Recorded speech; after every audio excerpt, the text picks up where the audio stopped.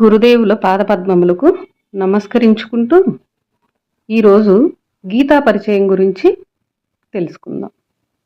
గీతని పరిచయం చేయటం అంటే మనందరికీ పరిచయమే కదా, తెలిసిన విషయమే కదా, ఇంకా పరిచయం ఏంటి అనుకోవచ్చు. కానీ మనందరికీ గీతా పరిచయం అనగానే మన ఘంటసాల గారు మనకి క్యాసెట్లో సినిమాల్లో చెప్పినట్టు ఆ శ్లోకాలు ఆ వివరణే మనకు తెలుస్తుంది. కానీ గీతను చదివిన వాళ్ళు ఎంతమంది ఉన్నారు, చదివి శ్రీకృష్ణుడి నిజభావం తెలుసుకున్న వాళ్ళు ఎంతమంది ఉన్నారు అని మనం చెక్ చేసుకుందాం. గీతా పరిచయం ఏమంటే అందులో శ్రీకృష్ణుడు చెప్పింది ఏంటి, మహాభారతం వినాలా, రామాయణం వినాలా, లేదంటే గీతను చదవాలా అనేది మనం ఆలోచించుకోవాలి. గీత అంటే ఏంటి? ఫస్ట్ గీత అంటే శరీర హద్దు, భగవద్గీత భగవంతుడు గీసిన గీత అని అర్థం. ఓకే, గీతను ఎందుకు చదవాలి అనుకుంటాం. గీతను ఎందుకు చదవాలి అంటే భగవంతుడు చెప్పాడు కాబట్టి చదవాలి. మనుషులు చెప్పింది మనం తొందరగా వింటాము, చదువుతాము. కానీ భగవంతుడే సాక్షాత్తు వచ్చి మనకి చెప్పినా కూడా మనం ఆయన మాట వినట్లేదు. ఎందుకు అని మళ్ళీ క్వశ్చన్ చేసుకోవాలి మనకు మనం. భగవంతుడు చెప్పింది ఎందుకు వినట్లేదు మనం? వేరే మనుషులు చెప్పింది ఎందుకు వినాలి? మన హిందూ దైవ గ్రంథం గీత. గీతని ప్రతి ఒక్కళ్ళు చదవాలి.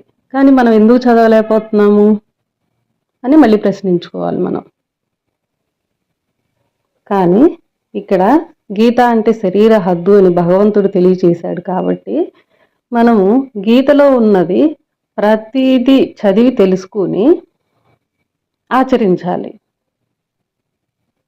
అది చేస్తున్నామా లేదా? మిగతా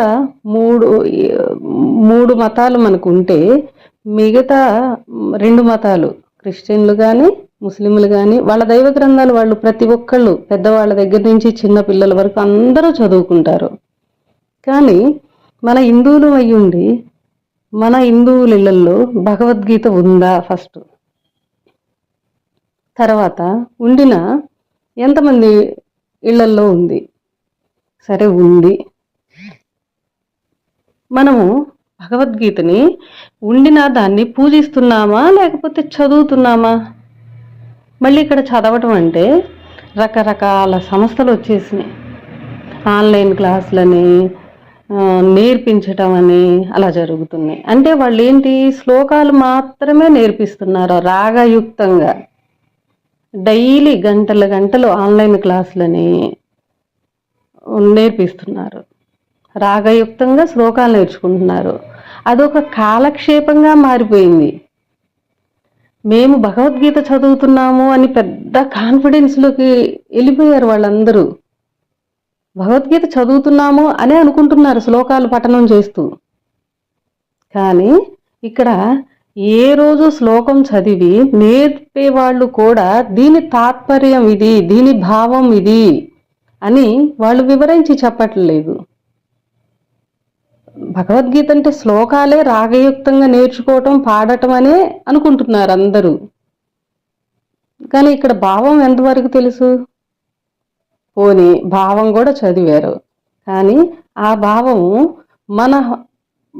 మన బుద్ధికి ఎక్కించుకొని దానిలో ఎన్నో ప్రశ్నలు రావాలి మనకి. భగవద్గీత చదివినప్పుడు ఎన్నో ప్రశ్నలు వస్తాయి. ఆ ప్రశ్నలకి సమాధానం కూడా ఆ గీతలోనే ఉంటుంది.